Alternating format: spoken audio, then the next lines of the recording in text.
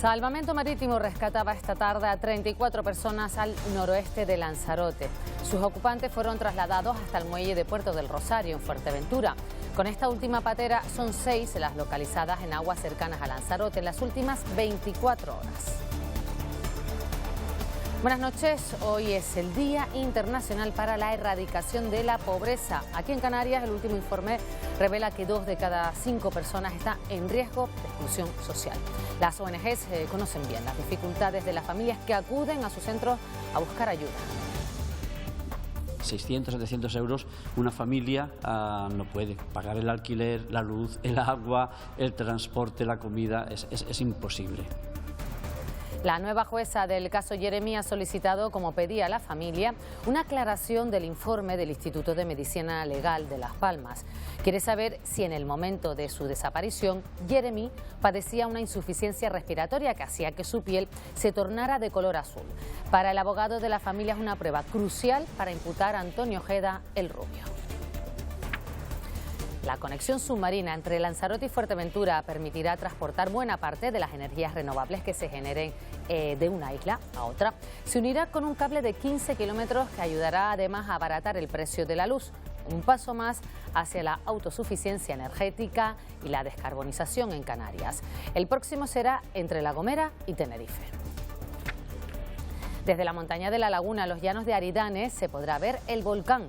La Consejería de Medio Ambiente del Cabildo de La Palma habilitará un mirador en este lugar que contará con paneles informativos sobre el espacio natural protegido y los valores del entorno. La artrosis y los dolores de espalda están entre los dolores crónicos más comunes. Este lunes se celebra el Día Mundial contra el Dolor, un problema que afecta al 18% de la población y que en muchos casos no cuenta con un diagnóstico preciso, algo esencial para mejorar la calidad de vida del paciente. Una enfermedad como tal y por lo tanto debe de tener no solo un diagnóstico certero, sino un diagnóstico precoz, de tal manera que vamos a conseguir optimizar los resultados. Dolor cero es muy difícil conseguirlo. El primer y único laboratorio del mundo dedicado a la geoarqueología está aquí, en Canarias, concretamente en la Universidad de La Laguna. Es una rama de la arqueología que estudia material orgánico quemado hace miles de años, algo que nos puede aportar una magnífica información sobre nuestros antepasados. En un momento visitamos el laboratorio.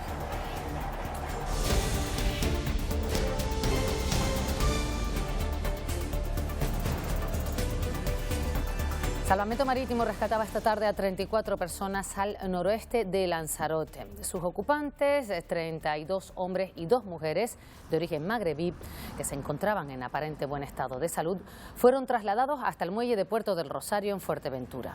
Con estas son 6 las pateras localizadas en aguas cercanas a Lanzarote en las últimas 24 horas. Esta es una de ellas. Esta mañana rescataban a 53 personas cerca de Lanzarote. Se encontraban a bordo de una neumática cuando fueron rescatados por Salvamento Marítimo. En El Hierro, la Policía Nacional continúa con la identificación de las 124 personas que fueron rescatadas ayer de un cayuco en alta mar. Desde anoche se encuentran en unas carpas habilitadas en el Polideportivo de San Andrés a la espera de ser trasladados a Tenerife en los próximos días. Se trata de 123 hombres y una mujer que fueron localizados al sur de la isla por un velero. La Salvamar Adara los trasladó hasta el puerto de la Restinga, todos en buen estado de salud. Hacía 5 meses que no llegaba ningún cayuco a la isla del Hierro. La desigualdad económica se ha acrecentado tras la pandemia y los datos del último informe sobre pobreza lo confirman. Aquí en Canarias, cerca del 38% de la población está en riesgo de exclusión social. El alto coste de la vida para muchas familias es prácticamente inabarcable.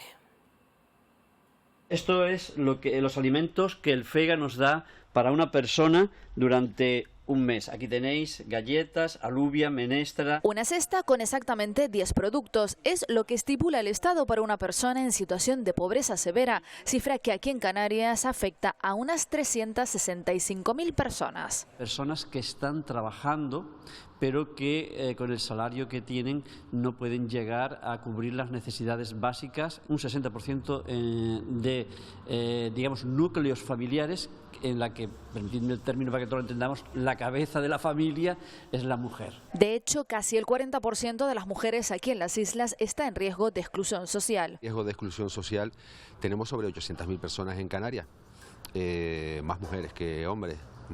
Afecta también a la población juvenil, a los menores de edad.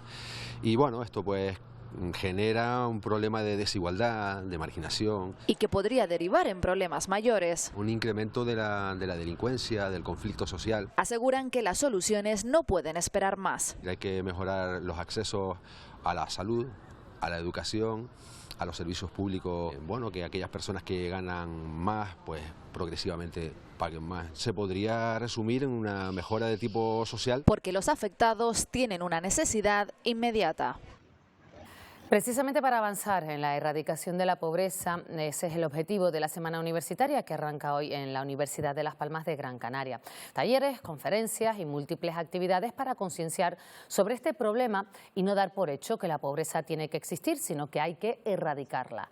Analizada desde diferentes puntos de vista. Hoy lo ha hecho atendiendo a las poblaciones oprimidas, sin personalidad jurídica y que no salen en los estudios de pobreza. Naciones Unidas tiene establecidos unos parámetros de medición de la pobreza, pero ¿qué pasa con las personas pobres que no son visibles? También sería una manera de luchar contra la pobreza preguntar ¿cuántas personas son visibles? ¿Dónde están? Porque no se les ve. El Gobierno buscará potenciales beneficiarios del ingreso mínimo vital que aún no lo hayan solicitado. El Ministerio calcula que un elevado porcentaje no lo solicita por desinformación o excesiva burocracia. El ministro José Luis Escrivá ha presentado hoy una guagua informativa que recorrerá la península hasta marzo. En Canarias el formato será diferente y serán las ONGs las que se encargarán de ir directamente a comedores sociales, bancos de alimentos y zonas con mayor porcentaje de población vulnerable de las 8 islas. La idea es intentar llegar a todos aquellos que tienen derecho a esta prestación. Va a permitir que ellos acudan y que ellos se dirijan directamente a las personas en los sitios donde estas personas pues están en una situación mayor de vulnerabilidad y donde suelen reunirse, pues comedores sociales, me hablaban, sitios donde se entrega ropa. Se va a hacer en todas las islas de Canarias y por lo tanto en Canarias tenemos un elemento reforzado. El precio de la luz volverá a bajar mañana y se va a situar en 116,5 euros el megavatio hora. La hora más barata será de 3 a 4 de la tarde, con un precio que no alcanzará los 48 euros, mientras que la más cara se sitúa en la franja de 8 a 9 de la noche, superando los 160 euros el megavatio hora. Ante este contexto, el Gobierno aprobará mañana en el Consejo de Ministros un paquete de medidas destinando 3.000 millones de euros a rebajar la factura energética de un 40% de los hogares. La transición energética en Canarias es un camino sin retorno. Así lo aseguraba este lunes el presidente de Canarias tras estrenar el nuevo cable submarino de 132 kilovoltios que interconecta Lanzarote y Fuerteventura. Solo 3 barcos en el mundo son capaces de llevar a cabo la instalación de este cable. Funcionando en estos momentos este cable submarino que une Lanzarote con Fuerteventura, más de 130 kilovoltios.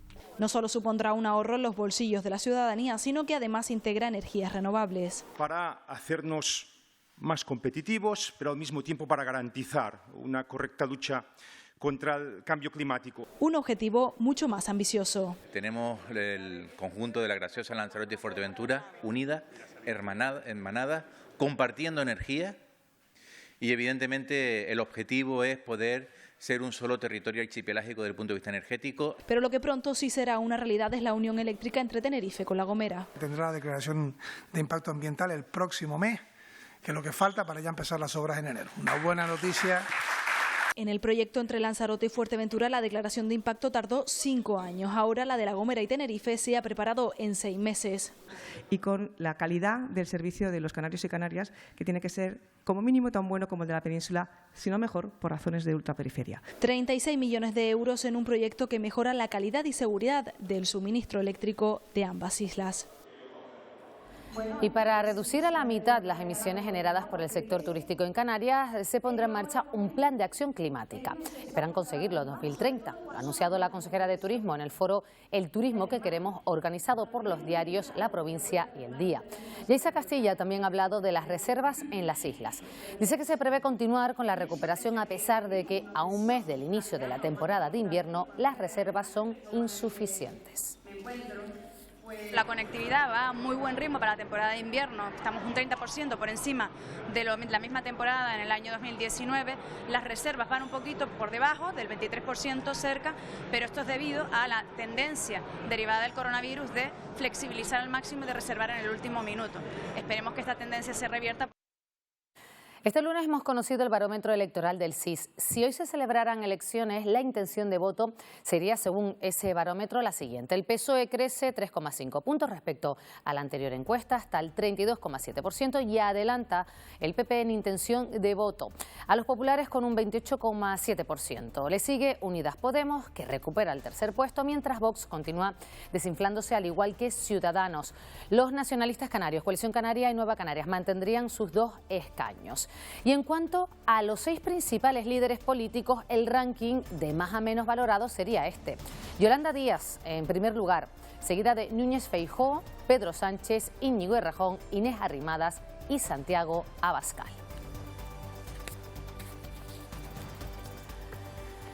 Este encuentro se producía esta mañana en la sede de Ferraz. El presidente del Gobierno, Pedro Sánchez, junto a los expresidentes socialistas, José Luis Rodríguez Zapatero y Felipe González. Es uno de los actos previstos para conmemorar el 40 aniversario de la primera victoria del PSOE en nuestro país, el 28 de octubre de 1982.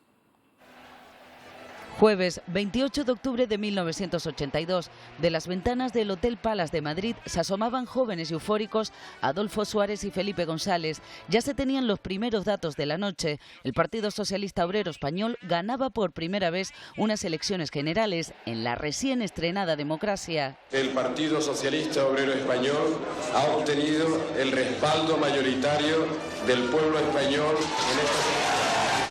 Unas elecciones en las que esa democracia pendía de un hilo, amenazada también por el terrorismo. Esto impulsó las ansias de voto del pueblo español. Consiguieron 202 diputados, más del 48% de los votos. El mejor resultado no solo del partido, también de toda la democracia. Lo único que recuerdo con gratitud de aquel post-octubre del 82, que la sociedad española se movilizó. Ahora esta exposición en Ferraz y este cartel simulando el que usó Felipe González en la campaña del 77, pero con los 3 presidentes socialistas, recuerdan esa historia. Probablemente haya sido uno de los momentos más especiales de esa conexión, de la importancia de la política para cambiar la vida de la gente, desde la democracia.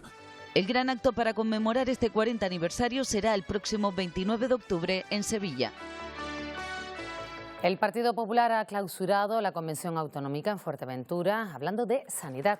El presidente de los populares canarios, Manuel Domínguez, y la secretaria ejecutiva nacional de Sanidad, Ana Pastor, han presentado en la Isla Majorera el plan que el partido tiene para Canarias y su modelo sanitario.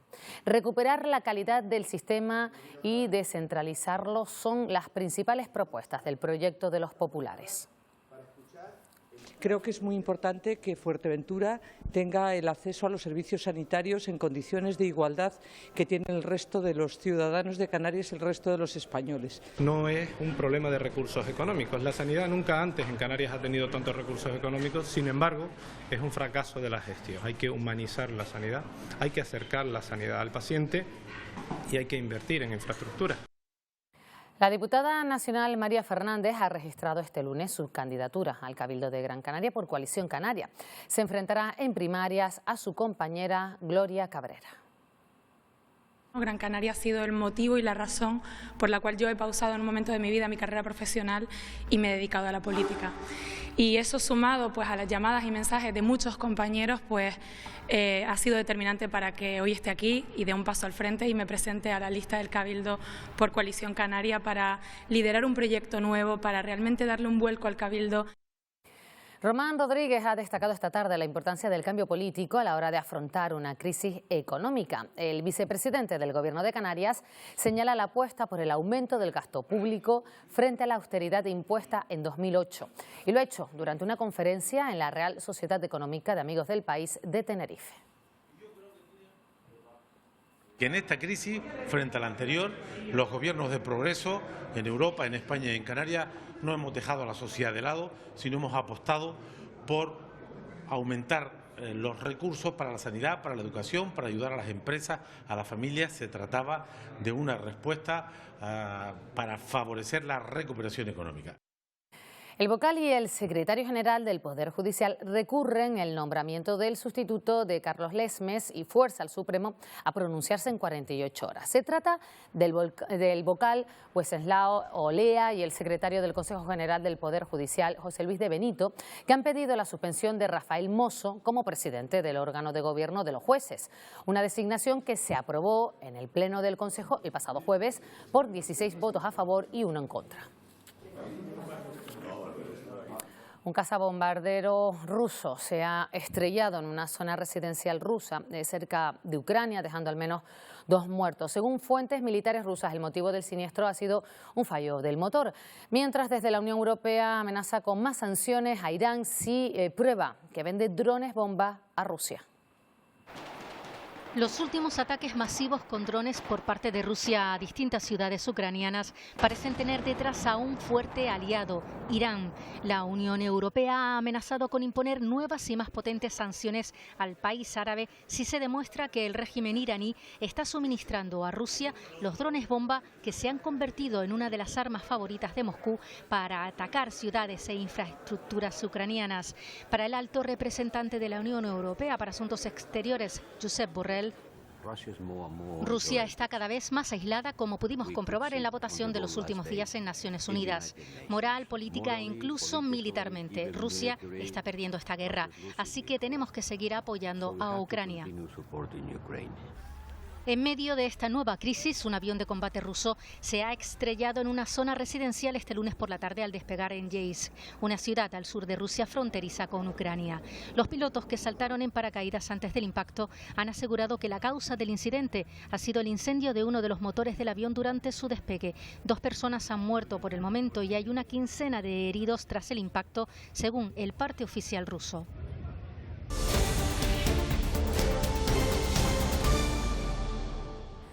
Comienza en Tenerife el juicio contra el acusado de matar a un taxista de 64 años en Granadilla en 2019.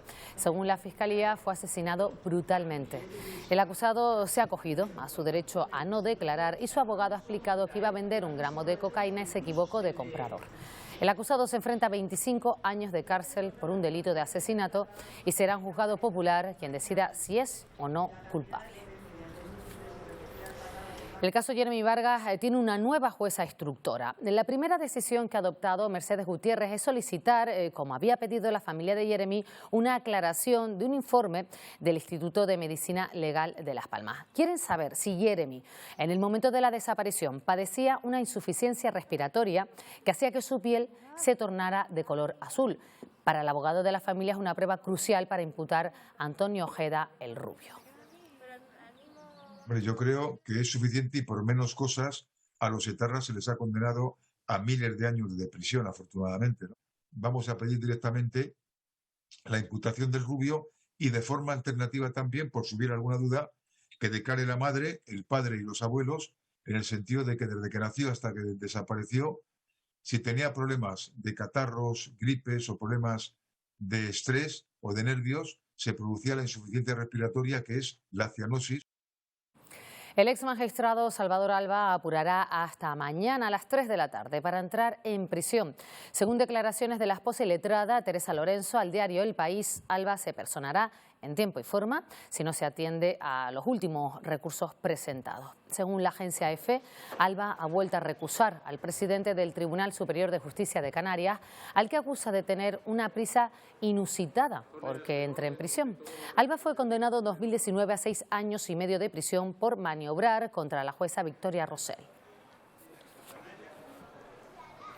9 personas han sido detenidas por esa pelea multitudinaria que se producía hace unas semanas en una conocida discoteca de la capital tinerfeña. Mari Martín nos amplía esta información.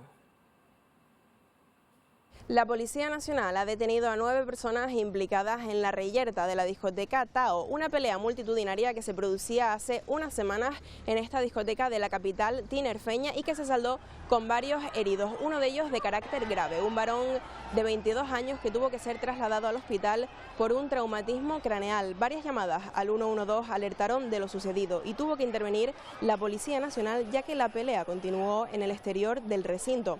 La investigación policial se ha centrado en identificar a los presuntos autores y se salda, como decimos, con 9 detenidos, a los que se les imputa por un delito de desorden público.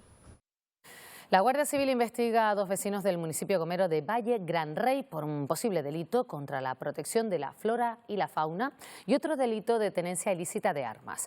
Agentes del Seprona en La Gomera aseguran que estas 2 personas practicaban caza sin autorización. El arma de fuego, una escopeta de calibre 12, ya ha sido intervenida. Un año y medio hace ya que entró en vigor la limitación de velocidad a 30 km/h en vías urbanas, una medida que, según la Dirección General de Tráfico, ha evitado 1 de cada 5 muertes en 2021, una tendencia que se sigue consolidando. 30 km/h como velocidad máxima en el ámbito urbano fue una petición de diversas administraciones para el calmado del tráfico. Porque lo pedía la Federación Española de Municipios y Provincias, porque lo pedían los principales ayuntamientos de España, porque la Organización Mundial de la Salud nos decía que 30 km/h es la única velocidad en la que pueden convivir. Y los datos así lo demuestran. 2021 se cierra con 417 fallecidos en las vías urbanas, 102 menos que en 2019. Los atropellos en la ciudad también han disminuido, 64 menos que en el año 19 y especialmente vulnerables el colectivo de mayores de 64 años. Son 155 fallecidos en 2021, 70 menos que en 2019. Las velocidades han bajado y las víctimas por accidentes de tráfico en nuestras ciudades también han bajado. Gracias a esta medida, hasta ahora la siniestralidad ha disminuido un 20%. La expectativa para los próximos 10 años es que llegue al 50%. En España, trabajando juntos, podemos hacer cosas asombrosas. Los datos de 2022 siguen demostrando que esta medida es efectiva para una mayor seguridad vial. En Madrid se investiga a un profesor de un colegio privado de Boadilla por grabar a niñas en ropa interior en dependencias del centro. El hombre supuestamente grababa con una cámara oculta a las menores que invitaba a que se cambiaran en su despacho para las clases de educación física. El caso se encuentra en estos momentos en manos de los juzgados que han dictado al profesor una orden de alejamiento del centro. El docente, que está en libertad provisional y suspendido de sus funciones, podría llevar al menos 1 década grabando a menores de entre 11 y 12 años. Trabajadores del Hospital de Gran Canaria, Dr. Negrín, vuelven a criticar la falta de personal. Estas imágenes muestran a pacientes en los pasillos del centro. Hay hasta más de 40 personas sin una cama y sin pasar a planta desde ayer por falta de personal, según denuncian. Desde el centro sanitario aseguran que se trata de una situación puntual debido a la alta presión asistencial. Hoy se celebra el Día Mundial contra el Dolor. El 18% de la población padece esta enfermedad crónica que en muchos casos no cuenta con un diagnóstico preciso. La artrosis y los dolores de espalda son los casos más comunes. En España, 2 de cada 10 personas padecen un dolor que supera los 3 meses. El dolor clásico es el dolor de espalda, sobre todo localizado a nivel lumbar. Es el más común entre los hombres. En el caso de las mujeres, la artrosis es la dolencia que más prevalece. Hay una larga lista de dolores crónicos. Es una de las causas de mayor baja laboral en nuestra sociedad española. Suelen asociar ansiedad, depresión, irritabilidad. Pero existen tratamientos con médicos especializados. De lo que se trata es de controlar dicho dolor para que nuestros pacientes tengan una adecuada calidad de vida acorde a sus expectativas. Los dolores crónicos afectan al 18% de la población. Es una enfermedad como tal y por lo tanto debe de tener no solo un diagnóstico certero, sino un diagnóstico precoz, de tal manera que vamos a conseguir optimizar los resultados. dolor cero es muy difícil conseguirlo. Pero sí pueden aliviar el dolor para que los pacientes tengan una adecuada calidad de vida. La prueba del talón que se hace a los bebés cuando nacen sirve para detectar hasta 40 enfermedades, pero hay diferencias entre unas comunidades autónomas y otras. Los pediatras en Canarias critican que por la falta de interés y presupuesto en nuestras islas solo se estudien 12 enfermedades. Es una prueba sencilla que se realiza a las pocas horas de nacer el bebé. La conocida como prueba del talón puede detectar enfermedades raras de carácter metabólico, afecciones que si se cogen a tiempo con el tratamiento adecuado supone un diagnóstico precoz y así la mejor calidad de vida del niño. En las islas ahora mismo se estudian 12 y antes de que acabe el año se sumarán otras 2. Pasamos este año de 7 a 14, como les digo. Lo que hay que decidir siempre bien es que sean enfermedades que se puedan diagnosticar a tiempo y que diagnosticar a tiempo permita poner un tratamiento que mejore. Sin embargo, las 14 que se van a analizar en Canarias distan mucho de las 40 que se criban en otras regiones como Murcia o Melilla. Los pediatras exigen estar al mismo nivel que en el resto de las comunidades. Aquí tenemos 10 y tenemos un estudio muy importante publicado en la revista Canarias Pediátricas de este año, en enero, donde los expertos canarios de enfermedades metabólicas ponen el dedo en la llaga y dicen que tenemos medios y que podemos llegar hasta estas 20 enfermedades. El Gobierno de Canarias confirma que se llegarán a esas 20 enfermedades, pero eso será para el próximo año. Este lunes en Las Palmas de Gran Canaria se han celebrado las jornadas gastronómicas La Cocina como Cultura, organizadas por los Hoteles Escuela de Canarias. El objetivo es dar a conocer a los futuros cocineros el valor del patrimonio y la cultura gastronómica de las islas. Que no se pierda, que evolucione, pero que también sea parte de esa herencia que nos define como pueblo. A vista del foráneo somos papas y mojos y poco más. Y Canarias pues tiene un bagaje y una herencia mucho más rica.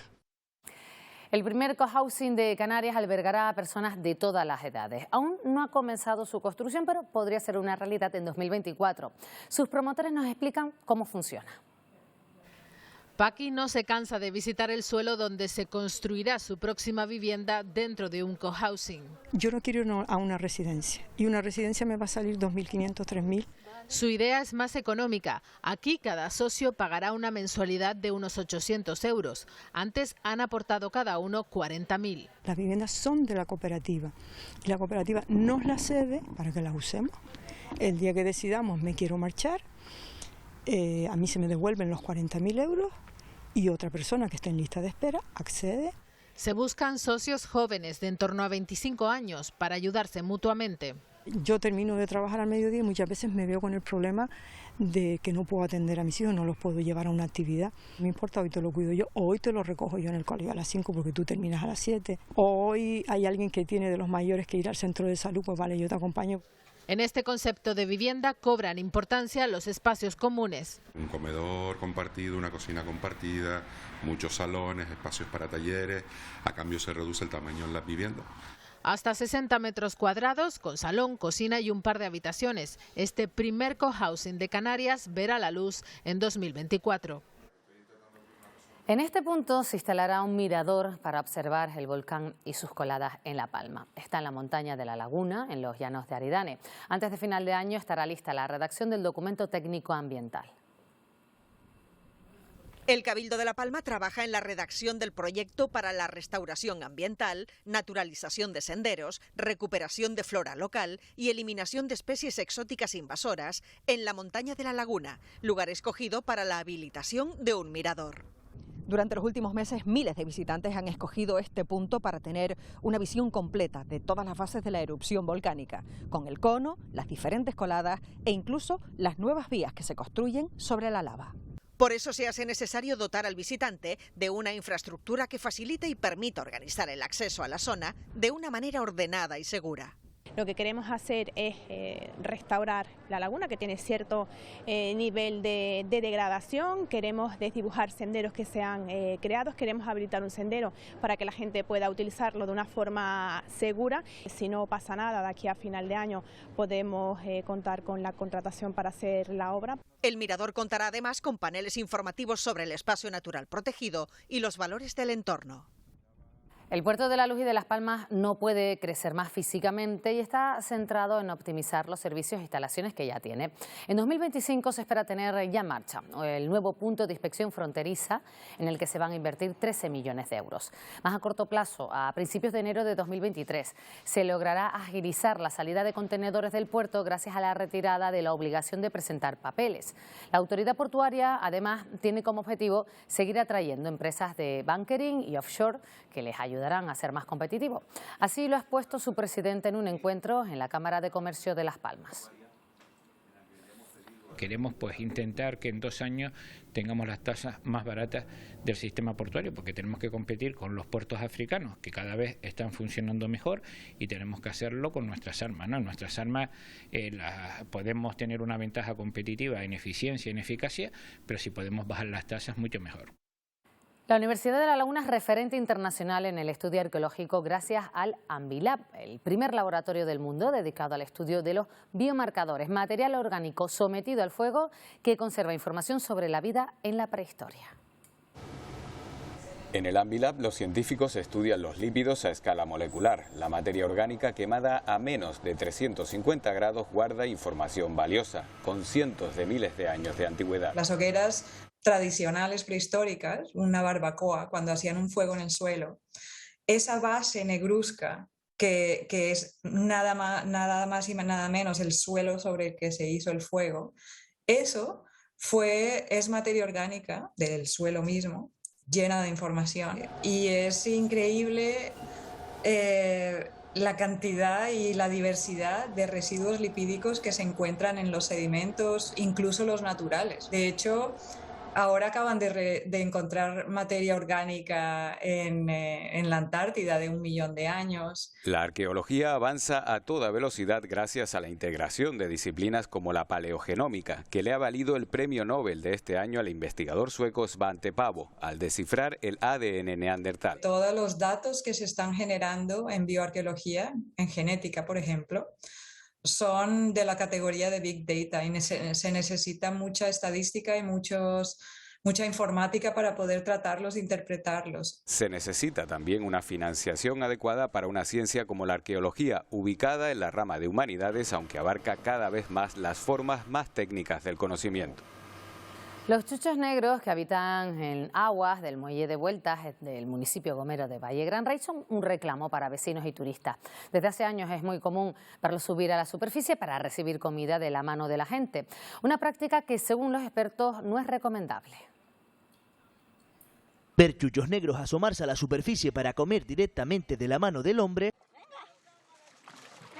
se ha convertido en una imagen recurrente en el muelle de Vueltas de Valle Gran Rey, hasta llegar a ser uno de los atractivos turísticos de la zona. Pero esta práctica, que a priori puede parecer inofensiva, en realidad supone un riesgo para estas especies, que de manera natural están asociadas al fondo marino. La función en el ecosistema es buscar su alimento en lo que viene siendo los fondos arenosos, los fondos rocosos, y cumplir el papel de depredador que realiza en el fondo marino de Canarias. Un papel fundamental para estos ecosistemas que dejarían de realizar por culpa de acciones como esta y que les puede llegar a provocar un cambio de comportamiento, un cambio en su dieta, le podemos provocar incluso problemas estomacales, sobrepeso, o darle una alimentación que no forma parte de su dieta natural. Aunque ha quedado claro que darles de comer no les hace ningún favor a estos animales, hay otras maneras de disfrutar de ellos. Podemos hacerlo mediante gafas y tubos, snorkel de toda la vida, o mediante actividades como el buceo responsable, que te permite observar estos animales en el fondo marino sin interferir en su modo de vida y de forma que no alteremos estos ecosistemas que existen en Canarias y que convierten a nuestras islas en afortunadas. Periplo, el Festival Internacional de Literatura de Viajes y Aventura, comienza a andar. Hoy han sido los escolares los afortunados en escuchar las experiencias de dos grandes exploradores como Agustín Amaro y José Luis Macías. Periplo es un festival pionero que celebra su 10ª edición en la ciudad de Puerto de la Cruz, en Tenerife. Recoge todos los formatos posibles con los que comunicar la experiencia de un viaje. José Luis Macías ha contado a alumnos de bachillerato cómo se atrevió a escribir un libro sobre faros lejanos que además no ha visitado.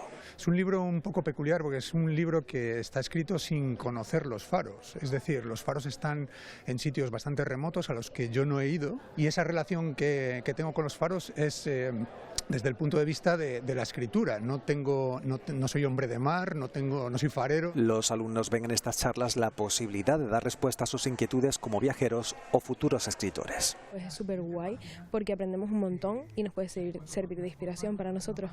Y eso pues nos transmiten diferentes conocimientos que a lo mejor en clase no los podemos adaptar.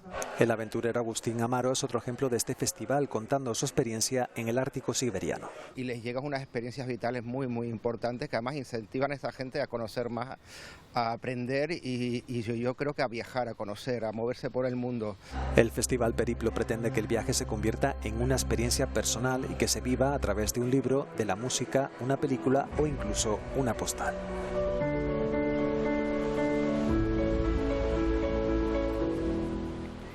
Más de 40 puestos de marroquinería, alfarería, bordados o joyería vestirán de tradiciones a la laguna en Tenerife este fin de semana.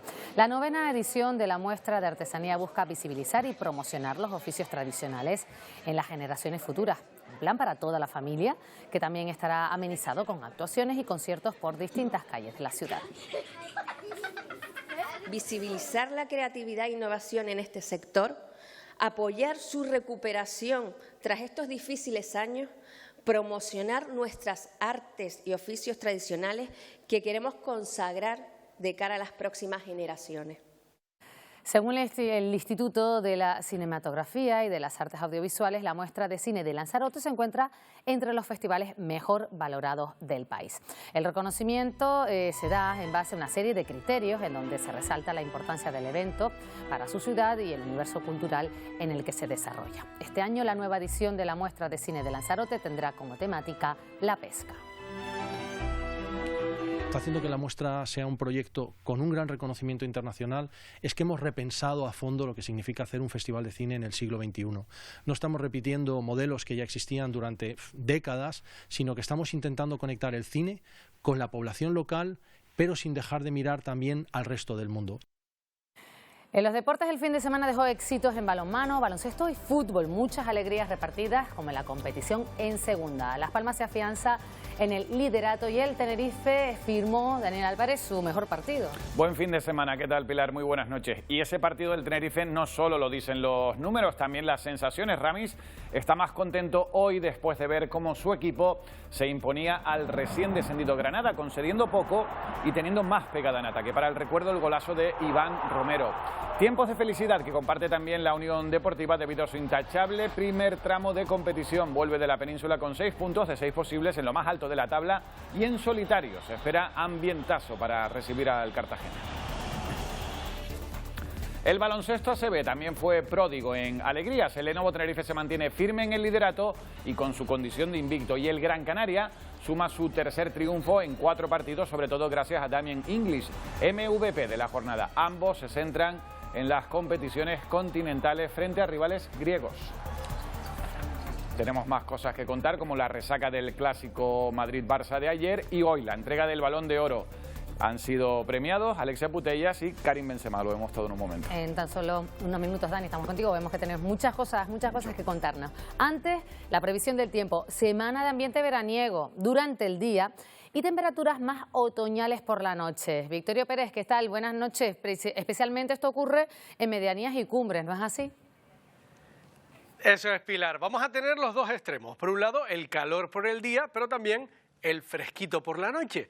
Mañana el cielo estará poco nuboso o despejado. Mira cuántos soles tenemos hoy en el mapa, salvo a primera hora o al final del día en que son probables algunas nubes.